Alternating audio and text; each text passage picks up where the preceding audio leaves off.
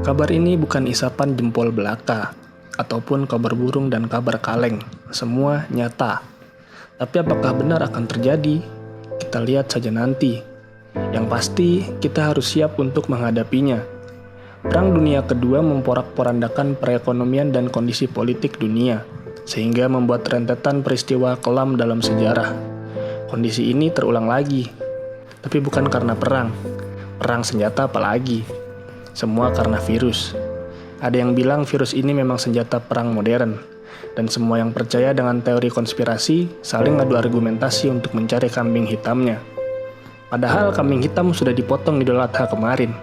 Belinya di Asep Farm pula. Hehe. Apakah yang dikatakan orang-orang tentang virus ini? Yang jelas, perekonomian dunia hancur. Resesi ekonomi di mana-mana, termasuk Indonesia yang sedang berdiri di ujung jurang resesi. Ketika kita dalam keadaan terancam, biasanya kita panik. Kepanikan ini yang membuat keputusan kita menjadi gamang dan tak tentu arah, baik itu negara, perusahaan swasta, atau pribadi kita masing-masing. Semua merasa terancam dengan kondisi ini.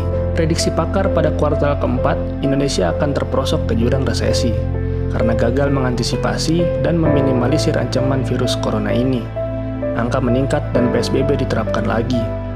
Padahal sisa-sisa kewalahan karena PSBB kemarin pun masih belum terobati. Banyak perusahaan ambruk dan PHK karyawannya. Lagi-lagi karyawan kecil lah yang jadi korban. Keadaan ini semakin diperparah dengan munculnya perusahaan-perusahaan zombie baru. Ya, zombie. Mereka ada tapi tak menikmati hidup, alias hidup segan, mati tak mau. Terus-menerus mencoba survive dengan kucuran dana pinjaman tak profit, tak juga ada hasil, karena daya beli masyarakat yang semakin turun. Lagi-lagi bola api dipegang oleh masyarakat paling bawah, para karyawan dan buruh, yang siap-siap menjadi tumbal PHK perusahaan-perusahaan ini. Banyak alasannya, salah satunya efisiensi karena mencoba survive di tengah keadaan ini.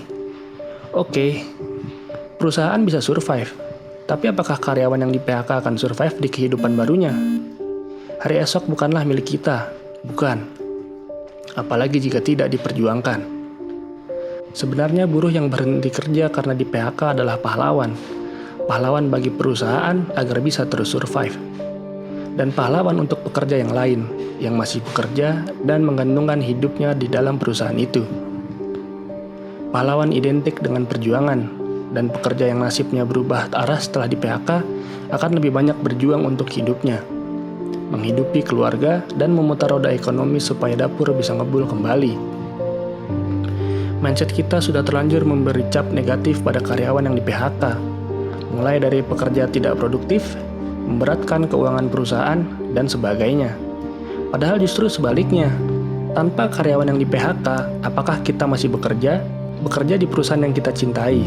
Bagaimana jika keadaan tersebut ada di posisi kita? Apakah sudah siap? Siap nggak siap pasti akan terjadi. Tapi jawabannya apakah berakhir dengan perpisahan manis atau sebaliknya?